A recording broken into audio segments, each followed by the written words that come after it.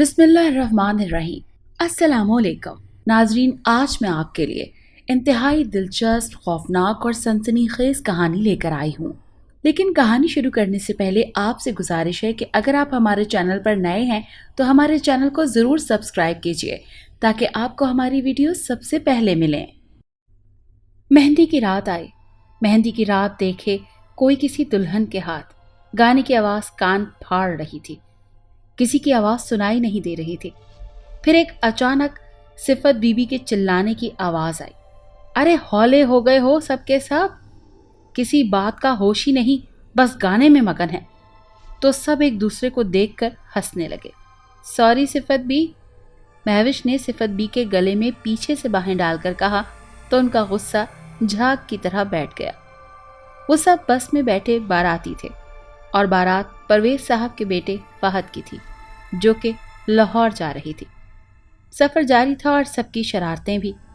مہوش سب سے آخری سیٹ پر آئی، اس کے ہاتھ میں سینڈوچ کی پلیٹ بھی تھی۔ حیا، اس نے حیا کو ہلایا تو اس نے کسمسا کر آنکھیں کھول دی، لو بھئی کھا لو ورنہ صفت بھی مجھے زندہ نہیں چھوڑیں گی۔ حیا بھوکی رہ گئی ہے۔ کیسے بھوکی رہ سکتی ہے وہ؟ اس نے مذاق کرتے ہوئے کہا۔ اب کیا کروں، آنکھ تو لگنی ہی تھی، سفر بھی تو اتنا لمبا ہے۔ حیا نے سینڈوچ منہ میں رکھتے ہوئے کہا، بھائی یہ تو قسمت کا کھیل ہے، کوئی لاہور بارات لے کر جاتا ہے اور کسی کی رخصتی سیدھی انگلینڈ ہوگی۔ مہوش نے حیا کے کان میں کہا تو حیا کے گال حیا سے سرخ ہو گئے۔ حیا فہد کی خالہ زاد تھی اور اس کو نکاح ماموں کے بیٹے عاطف سے ہو چکا تھا جو کہ انگلینڈ میں سیٹل تھا۔ حیا فہد کی خالہ زاد تھی اور اس کا نکاح ماموں کے بیٹے عاطف سے ہو چکا تھا جو کہ انگلینڈ میں سیٹل تھا۔ ماموں کا انتقال ہو گیا تھا اور ممانی کی ضد تھی کہ حیا اور عاطف کی شادی جلدی ہو جائے۔ حیا ماسٹرز کر رہی تھی، اسی لیے انہوں نے نکاح کر لیا اور رخصتی حیا کی پڑھائی پوری ہونے کے بعد ہونی تھی۔ بارات لاہور پہنچ گئی۔ لڑکی والوں نے اپنے برابر والے گھر میں مہمانوں کے ٹھہرنے کا انتظام کیا تھا۔ سب بڑے تو نیچے رک گئے مگر نوجوانوں نے اوپر کے کمرے پسند کیے تاکہ مستیاں کرتے وقت وہ بڑوں کی پہنچ سے دور رہیں۔ وہاں پہنچ کر سب سفر کی تھکان اتارنے کے لیے سو گئے۔ جب ایک ایک کر کے سب اٹھے تو نہا دھو کر محفل جمنا شروع ہو گئی۔ دونوں طرف کے نوجوان ایک دوسرے کو چیلنج کر رہے تھے، ساتھ مزیدار چیزوں سے تواضع بھی ہو رہی تھی۔ حیا نہا کر باہر آئی تو اسے چھت کی طرف جاتی سیڑھیاں نظر آئیں۔ چھت پر دھوپ ہوگی، وہاں بال سکھاتی ہوں، اس نے سوچا اور چھت پر آ گئی۔ چھت بہت بڑی تھی اور دھوپ سے بھری ہوئی تھی۔ ایک طرف پانی کی ٹنکی بنی ہوئی تھی۔ دھوپ میں حیا الگ ہی چمک رہی تھی۔ گہرے نیلے سوٹ میں اس کی دودھیا رنگت امٹ پڑی تھی۔ اس کے سنہرے بھیگے ہوئے بال دھوپ میں سونے کی تاروں کی طرح چمک رہے تھے۔ گال سیب کی طرح اور سرخ ہونٹ گلاب کی پتیاں لگ رہے تھے اور دھوپ سے مچلتی ہوئی نیلی آنکھیں جن کے آگے گھنیری پلکوں کی جھالری سی پڑی ہوئی تھی اس کے کپڑوں کے رنگ میں مل رہی تھی۔ سورج کے اس کے سامنے اپنے ہاتھ بے اختیار آنکھوں کے آگے کر لیے۔ وہ آگے ہوئی تو کوئی چیز اس کے پیر سے ٹکرائی۔ اس کی آواز پر اس نے نیچے دیکھا تو وہ ٹین کا کین تھا۔ آنکھیں تھوڑی آدھی ہوئیں تو وہ آس پاس کا علاقہ دیکھنے لگی۔ ایک دم حیا کو اپنے پورے وجود میں بے پناہ تپش کا احساس ہوا۔ اس کی آنکھوں کے آگے اندھیرا چھانے لگا، اس کا حلق خشک ہونے لگا تو اس نے اپنی زبان اپنے ہونٹوں پر پھیری۔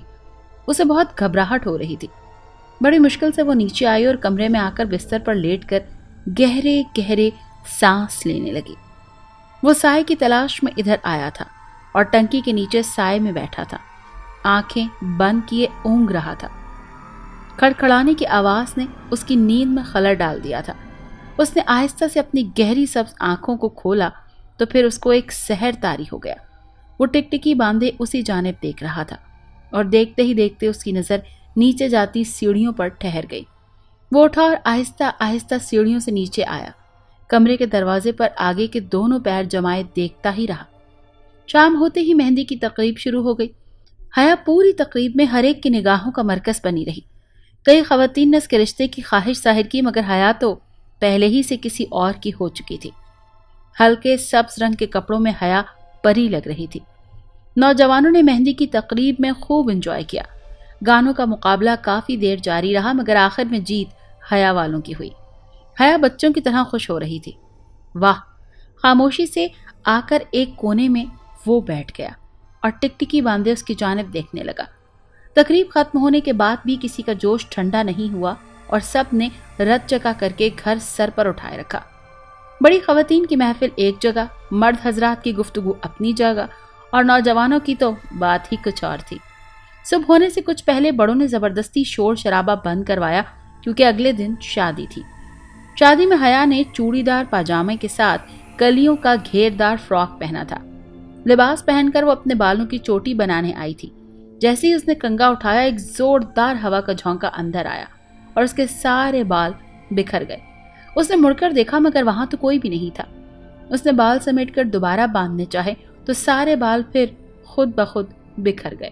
حیا کی بڑی بڑی نیلی آنکھوں میں خوف چھلکنے لگا۔ اس نے کنگا پھینکا اور کھلے بالوں سے نیچے چلی گئی۔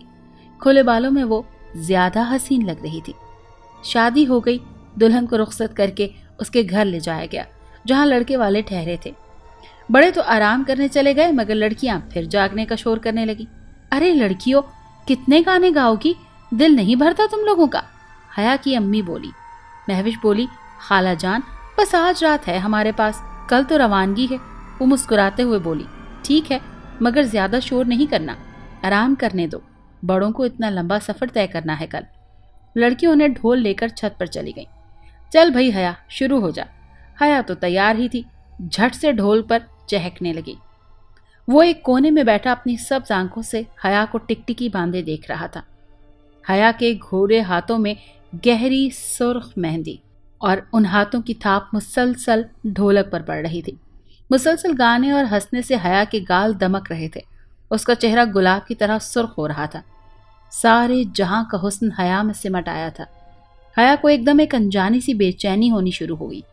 پھر ڈھول بجاتے بجاتے اس کو شدت سے نامعلوم تپش کا احساس ہونے لگا اور وہ بڑھتے بڑھتے دہکنے کی حد تک تیز ہو گئی اور وہ ایک طرف ڈھلک کر بے ہوش ہو گئی۔ ساری محفل میں شور مچ گیا کہ حیا کو کیا ہوا۔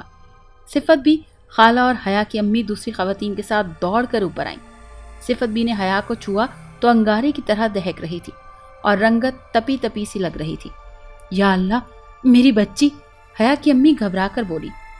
حیا کو کمرے میں لے گئے۔ ڈاکٹر آیا اور اس نے چیک کر کے کہا کہ نیند پوری نہ ہونے اور تھکن سے ایسی کیفیت ہو سکتی ہے، انہیں آرام کرنے دیں، اور دیگر ہدایات دے کر رخصت ہو گیا۔ سب لوگ لائٹ آف کر کے چلے گئے۔ وہ اندھیرے میں چلتا ہوا حیا کے پاس آیا اور اس کے قدموں میں آنکھیں موند کر بیٹھ گیا۔ صبح حیا اٹھ گئی مگر اس کا پورا وجود انجانے اور بوجھ سے بھاری ہو رہا تھا۔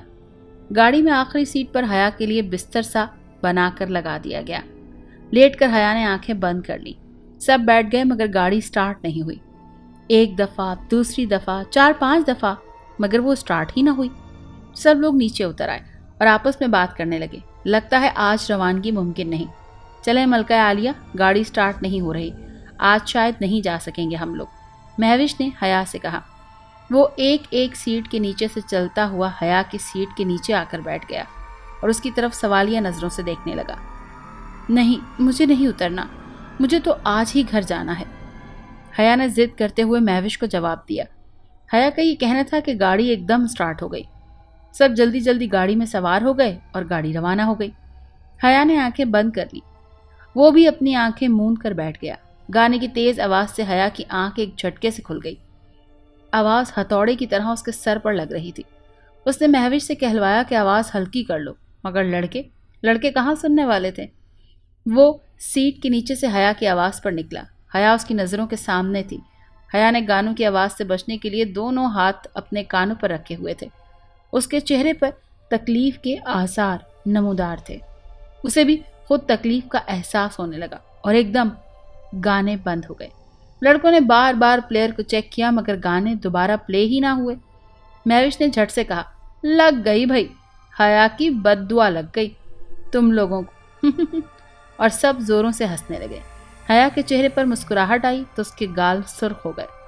اس کی سبز آنکھوں میں ٹھنڈک کا احساس اتر آیا حیا کے مسکراتے چہرے کو دیکھ کر۔ کافی دیر گزرنے کے بعد حیا نے اپنی امی سے کہا کہ امی، کچھ میٹھا ہے کھانے کو؟ ہاں بیٹا، مٹھائی رکھی تھی چلتے وقت، تو مجھے دے دیں۔ رہنے دے امی، میرا دل تو رس ملائی کا چاہ رہا ہے۔ اچھا بیٹا، آگے اگر ملی تو میں گاڑی رکوا کر لے لوں گی۔ تھوڑی دیر بعد حیا کو کسی نے ہلایا۔ حیا؟ حیا نے آنکھ کھولی۔ یہ لو رس ملائی۔ یہ مہوش کی آواز تھی۔ حیا نے رس ملائی لی اور مزے سے کھانے لگی اور کھا کر ڈبہ نیچے رکھ دیا اور ڈبہ پل بھر میں غائب ہو گیا۔ اگرچہ حیا اٹھ کر دیکھ لیتی کہ مہوش تو گہری نیند میں ہے تو اس کے ہوش اڑ جاتے۔ پھر سب گھر پہنچ گئے۔ بس سے اترتے ہوئے حیا نے فہد سے پوچھا کہ رس ملائی کس جگہ سے لی تھی، تو اس نے سر پیٹ لیا۔ کیسی رس ملائی؟ خواب میں کھا پی رہی تھی کیا؟ حیا اس کو مذاق سمجھی اور ہنسنے لگی۔ 2 روز بعد ولیمہ تھا۔ حیا اب بالکل ٹھیک لگ رہی تھی۔ ولیمے کے لیے اس نے بلیک کلر کا نیٹ کا سوٹ پہنا جس پر شیڈڈ موتیوں کا میچنگ کام ہوا تھا۔ وہ کالے لباس میں الگ ہی چمک رہی تھی۔ اچانک اسے اپنی آنکھیں دھندلی سی لگنے لگی۔ اس نے آنکھیں ملی مگر کچھ صاف نہیں ہوا۔ وہ پلٹی تو زور سے کسی چیز سے ٹکرا گئی۔ پھر 2 ہاتھوں نے اسے سنبھال لیا۔ اس نے منہ اٹھایا تو وہاں گہرے سبز رنگ کی آنکھیں تھیں جو اس پر جمی ہوئی تھی۔ ان آنکھوں کو دیکھ کر حیا خود بخود ہوش سے بیگانی ہوتی رہی اور دھڑام سے گر گئی۔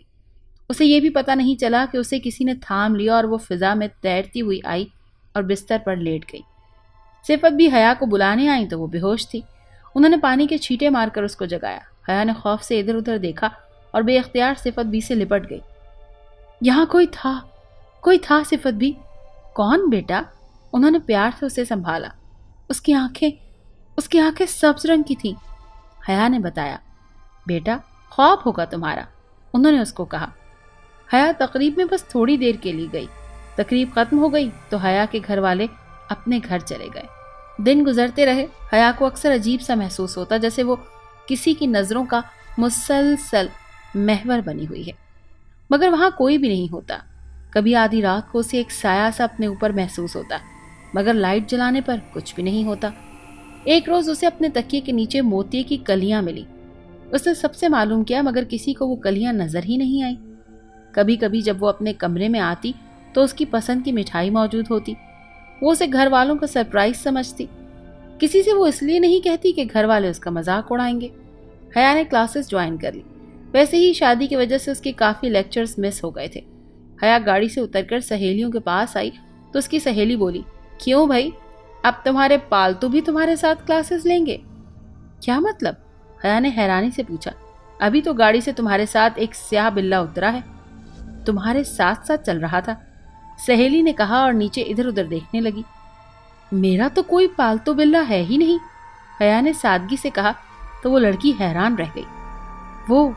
وہ درخت کی اونچی شاخ پر بیٹھا حیا کو دیکھ رہا تھا۔ حیا باتیں ختم کر کے کلاس لینے چلی گئی تو وہ بھی نیچے اترا اور کلاس میں داخل ہو کر حیا کے پیروں میں بیچ میں بیٹھ گیا۔ حیا اپنی دوست سے مس ہو جانے والے لیکچرز کے بارے میں بات کر رہی تھی۔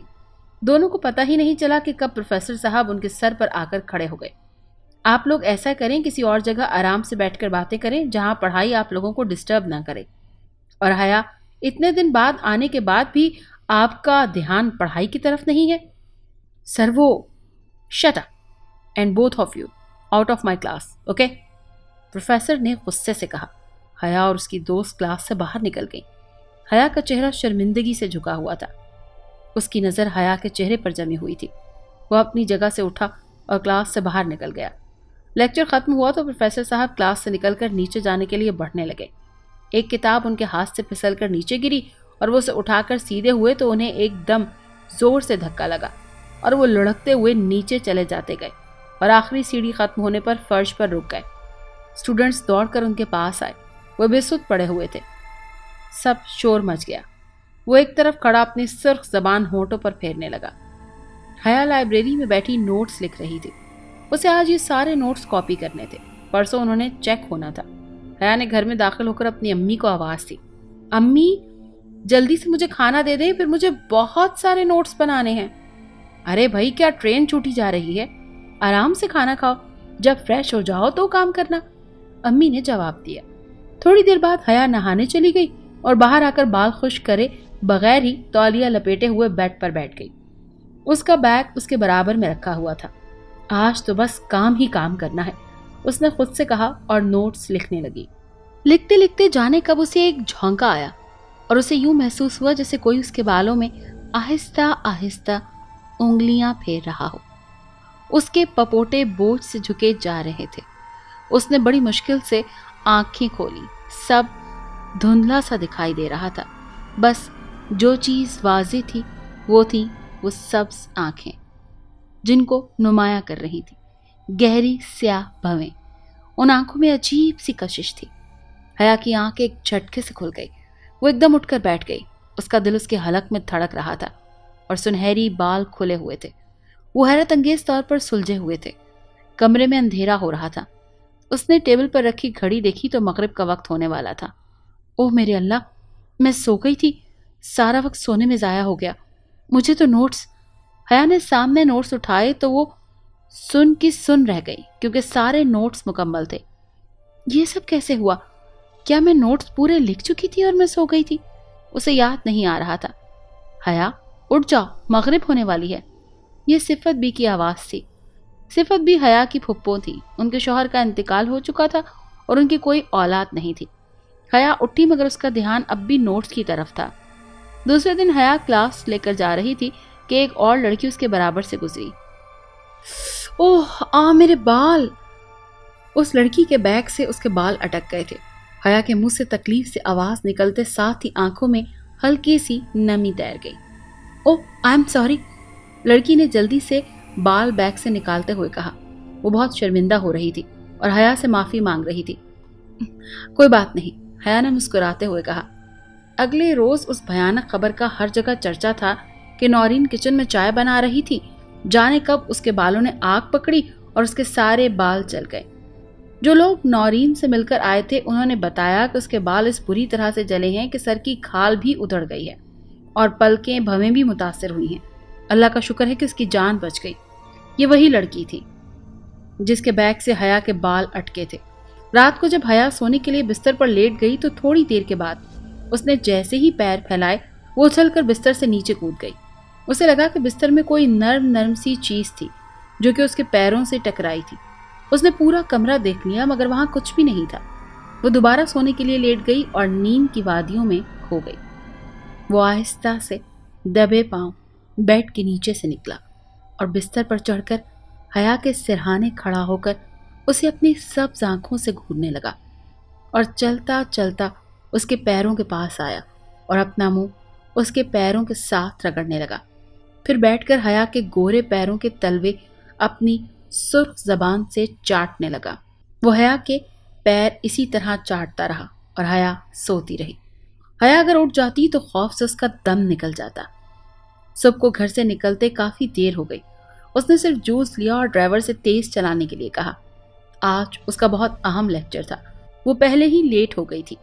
यूनिवर्सिटी के गेट के करीब आते ही दो गाड़ियां जोर से आपस में टकरा गईं।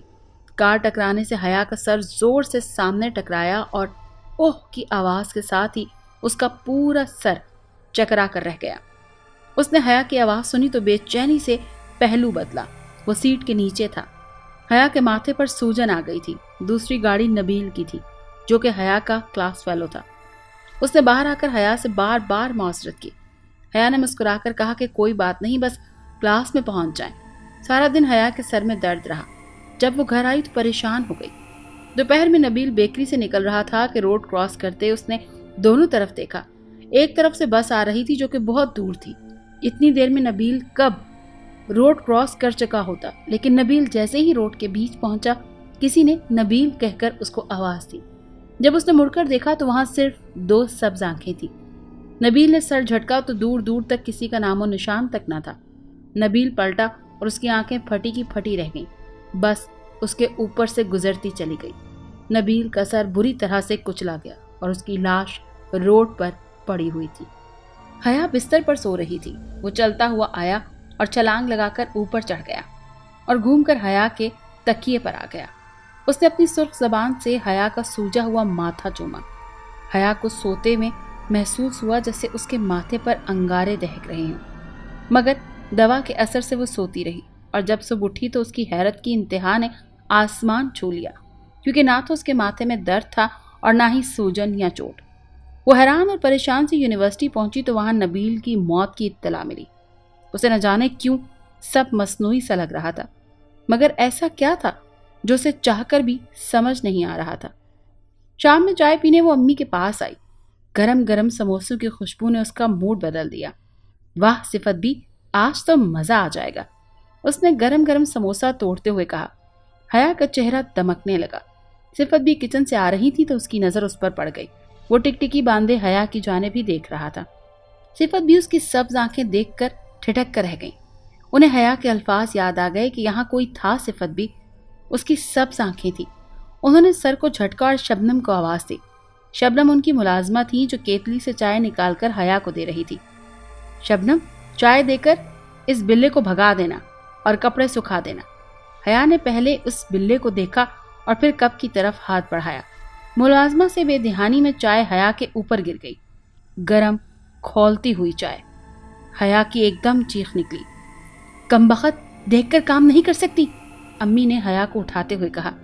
شبنم نے پہلے سی کی اور اس کے بعد بھاگنا چاہا، مگر وہ ٹس سے مس نہ ہوئی۔ شبنم کو پہلے ہی ڈانٹ پڑ چکی تھی۔ اس نے ایک لکڑی لی اور اس کی کمر پر ماری اور وہ تل ملا کر کھڑا ہو گیا، مگر گیا نہیں۔ شبنم مت مارو، ایسے ہی بھگا دو، صفت بھی بولی۔ بڑا ڈھیٹ ہے، ایسے نہیں جائے گا یہ۔ شبنم نے اس سے بھی زوردار ایک ضرب اس بلے کو لگائی تو بلے نے غرا کے شبنم کو گھورا اور چھلانگ لگا کر چھت پر چلا گیا۔ شبنم دھلے ہوئے کپڑوں کی بالٹی لے کر نکلنے ہی والی تھی کہ اچانک صابن خود بخود کھسک کر اس کے پیروں کے نیچے آ گیا اور وہ ایک دھماکے سے فرش پر کمر کے بل گر گئی۔ سب لوگ بھاگ کر آئے اور اسے اسپتال لے گئے۔ وہاں جا کر پتا چلا کہ وہ زندگی بھر کے لیے معذور ہو گئی ہے۔ گھر آ کر صفت بھی خاموش خاموش سی تھی اور چاروں طرف نظریں دوڑا کر کچھ دیکھنے لگی۔ ان کے ماتھے پر فکر کی گہری لکیریں پڑی ہوئی تھی۔ حیا کے پیپرز شروع ہو گئے تھے اور ممانی کا فون بھی آ گیا تھا۔ پیپرز ختم ہوتے ہی وہ رخصتی کر دیں گے، رزلٹ بعد میں آتا رہے گا۔ ممانی پیپرز ختم ہونے سے پہلے ہی آ گئیں، جبکہ عاطف تاریخ طے ہونے پر آتا۔ ممانی خالہ کے گھر ٹھہری اور تیاریاں شروع کر دی۔ آخری پیپر دے کر حیا نے سکون کا سانس لیا اور بستر پر لیٹ کر سو گئی۔ دوپہر کا وقت تھا۔ صفت بھی ظہر کی نماز پڑھ کر لیٹ گئی۔ انہوں نے خواب دیکھا کہ حیا ایک سیاہ چادر میں بری طرح جکڑی ہوئی ہے اور نکلنے کے لیے ہاتھ پاؤں مار رہی ہے، مگر نکل نہیں پا رہی اور دو سبز آنکھیں چمک رہی ہیں۔ حیا چیخیں مارتی ہوئی دور ہوتی جا رہی ہے اور اندھیرے میں غائب ہو جاتی ہے۔ یکدم جھٹکے سے ان کی آنکھ کھل گئی۔ وہ پسینے میں شرابور ہو رہی تھی اور سانس انجن کی طرح چل رہا تھا۔ اللہ، اتنا بھیانک خواب! انہوں نے پانی کا گلاس اٹھایا اور ایک سانس میں سارا پی لیا، پھر تکیے پر گر کر گہرے سانس لینے لگی۔ یہ آنکھیں میں نے کہاں دیکھی ہیں؟ انہوں نے یاد کرنا چاہا۔ ممانی خالہ کے گھر والوں کو وہ انگوٹھی دکھا رہی تھی جس پر انہوں نے خوبصورتی سے حیا اور عاطف کا نام لکھوایا تھا، جو کہ ڈائمنڈ سے جڑا ہوا تھا۔ بھابھی، یہ تو بہت ہی خوبصورت ہے، خالہ جان نے کھلے دل سے تعریف کرتے ہوئے کہا۔ ہاں ہے تو، مگر میری حیا سے زیادہ نہیں، ممانی نے پیار بھرے لہجے میں کہا تو سب مسکرا دیے۔ پھر کچھ دیر میں وہ لوگ حیا کی والدہ اور صفت بھی سے ملنے چلے گئے اور سب نے مل کر اپریل کی 25 تاریخ رخصتی کے لیے رکھ دی۔ ممانی نے حیا کو انگوٹھی پہنانے کا ارادہ ظاہر کر دیا، مگر اس وقت سب کی حیرت کی انتہا نہیں رہی جب ممانی کا پرس غائب ہو گیا۔ خالہ سمیت سب گواہ تھے کہ ممانی پرس لے کر آئی تھی، مگر گھر جا کر فہد بھی دیکھ کر آیا، پرس کہیں بھی نہیں تھا۔ صفت بھی کسی کام سے حیا کے کمرے کے آگے سے گزری تو انہیں لمحے بھر کے لیے بیڈ کے نیچے دو سبز آنکھیں چمکتی نظر آئیں۔ وہ یکدم اندھیرے میں غائب ہو گئی۔ ان کے قدم وہیں جم کر رہ گئے۔ شادی میں 1 ہفتہ رہ گیا تھا، مگر عاطف کو لاکھ کوششوں کے باوجود فلائٹ نہیں مل رہی تھی۔ صفت بھی کی سوچ کا رخ کہیں اور جا رہا تھا۔ انہوں نے اپنے پڑوسی اختر صاحب سے کسی اچھے عامل کا پتہ معلوم کروایا اور دوسرے روز اختر صاحب کے ساتھ عامل صاحب کے پاس پہنچی۔ وہاں انہوں نے جا کر اپنے شک کی تصدیق کرنی چاہی تو عامل صاحب نے حیا کی پہنی ہوئی قمیض منگوائی اور 3 روز بعد آنے کا کہا۔ یہ 3 روز صفت بی کو 3 صدیوں کے برابر محسوس ہو رہے تھے۔ چوتھے روز وہ گئیں تو عامل صاحب نے انہی کا انتظار کر رہے تھے۔ بی بی، تمہارا شک بالکل درست ہے۔ ایک جن ہے جو تمہاری بچی پر بری طرح عاشق ہو گیا ہے۔ وہ سائے کی طرح اس کے ساتھ رہتا ہے۔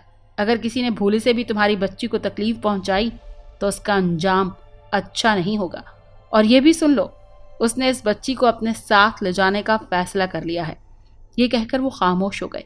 صفت بی کو ملازمہ شبنم یاد آ گئی جس سے بھولے سے حیا کے ہاتھ پر گرم چائے گر گئی تھی۔ اس کے علاوہ اور لوگوں کے ساتھ بھی جو کچھ ہو چکا تھا یہ تو صفت بی کو معلوم ہی نہ تھا۔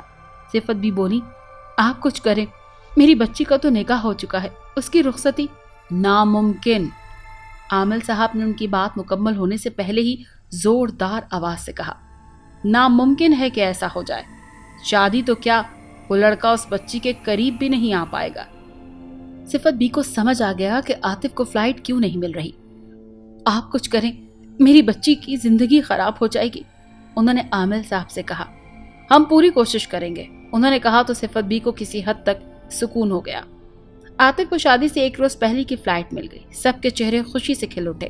صفت بھی خوش ہو گئی کہ عامل صاحب کامیاب ہو گئے۔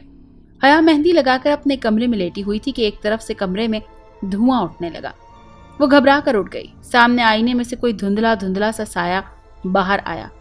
اس نے ذرا فاصلے پر رک گیا۔ وہ ایک سیاہ بلّا تھا جو اپنی سبز آنکھوں سے حیا کو ہی گھور رہا تھا۔ حیا کی روح فنا ہونے لگی۔ اس نے پلٹ کر بھاگنا چاہا مگر اس کے پیر زمین پر جم گئے۔ اس بلے نے ایک قدم آگے بڑھایا تو وہ ایک نوجوان میں تبدیل ہو گیا۔ وہ اور آگے بڑھا اور ایک بے حد بھاری آواز میں بولا، جو چیز میری پسند ہو وہ کسی اور کی ہرگز نہیں ہو سکتی، چاہے کچھ بھی ہو جائے۔ میں تو بس خاموشی اختیار کی ہوئی ہے، صرف آپ کی وجہ سے۔ وہ اور آگے آیا تو حیا کو بے حد تپش کا احساس ہونے لگا۔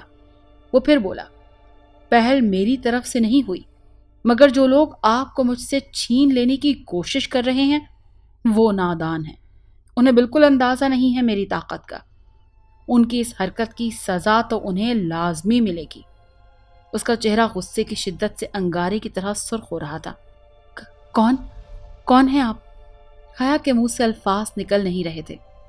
میں، اس نے اپنے سینے پر ہاتھ رکھ کر زور سے ہنسنا چاہا اور پھر بولا، میرا نام تنصیر ہے، میرا تعلق قوم جنات سے ہے۔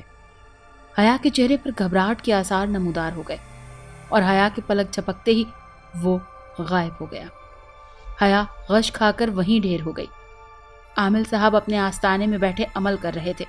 ایک چراغ روشن تھا، باقی صرف اندھیرا۔ اچانک وہ چراغ خود بخود بجھ گیا۔ عامل صاحب نے کچھ پڑھا تو چراغ پھر جل اٹھا۔ سامنے آ اگر ہمت ہے تو، وہ زور سے بولے۔ لمحہ بھر میں وہ کمرے کے بیچ آن موجود ہوا۔ اس کا سر چھت سے لگ رہا تھا۔ دیکھ میری ہمت، آ گیا میں تیرے سامنے، اس نے لاپرواہی سے کہا۔ چھوڑ دے اسے، وہ کسی کی امانت ہے، عامل صاحب نے اسے مخاطب کیا۔ وہ صرف میری ہے، جن نے مضبوط لہجے میں کہا۔ زندگی چاہتا ہے تو چلا جا، عامل صاحب نے اسے للکارا۔ وہ زور سے ہنسا۔ تو مارے گا مجھے؟ تجھے شاید میری طاقت کا اندازہ نہیں ہے، میری چھوڑو، اپنی خیر مناؤ، عامل صاحب بولے۔ اس کے کہکہوں سے پورا آستانہ لرزنے لگا۔ عامل صاحب نے کچھ پڑھنے کے لیے آنکھیں بند کر لیں تو اس جن نے منہ سے پھونک ماری، اور وہ پھونک کیا تھی؟ ہوا کا طوفان تھا۔ عامل صاحب اس طوفان میں لپٹے گول گول گھومنے لگے، پھر اندیکھے تماچے ان کے منہ پر پڑنے لگے۔ عامل صاحب کے منہ سے خون جاری ہو گیا اور وہ فٹ بال کی طرح فضا میں کئی فٹ اچھلتے رہے، اور جب وہ زمین پر آ گرے تو روح عامل صاحب کے جسم سے پرواز کر چکی تھی۔ ادھر حیا کسی کام سے کمرے میں داخل ہوئی تو اندر آ کر اس کی نگاہ بیڈ پر پڑی تو وہ سامنے موجود تھا۔ حیا پلٹ کر بھاگی تو وہ دروازہ دھڑام سے خود بخود بند ہو گیا۔ اس نے پوری طاقت لگا لی مگر دروازہ نہیں کھلا۔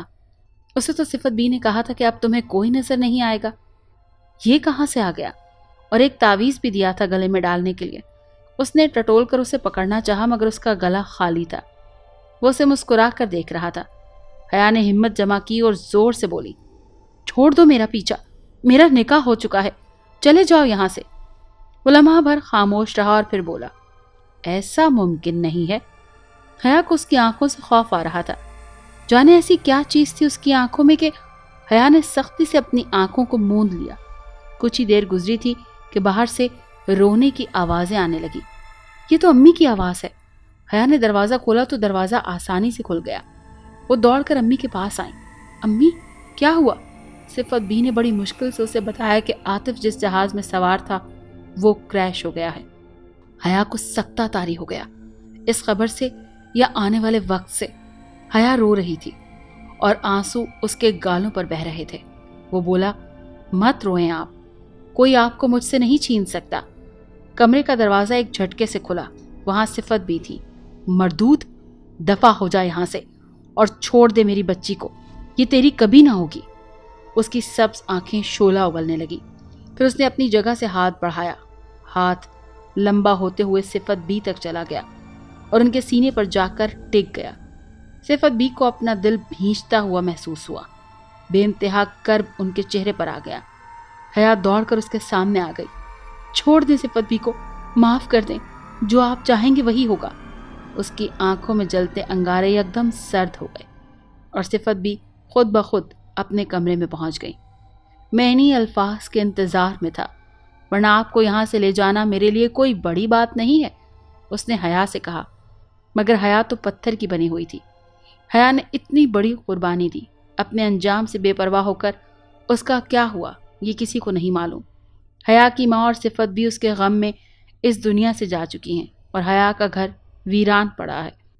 وہ ضدی جن جو حیا پر عاشق ہو گیا تھا، اس نے اپنی ضد پوری کر کے چھوڑی، یا پھر حیا کی روح پرواز کر گئی، یہ کسی کو نہیں۔ اگر آپ کو یہ کہانی اچھی لگی ہے تو اس ویڈیو کو لائک کیجیے اور اس طرح کی مزید ویڈیوز دیکھنے کے لیے ہمارے چینل کو سبسکرائب کیجیے۔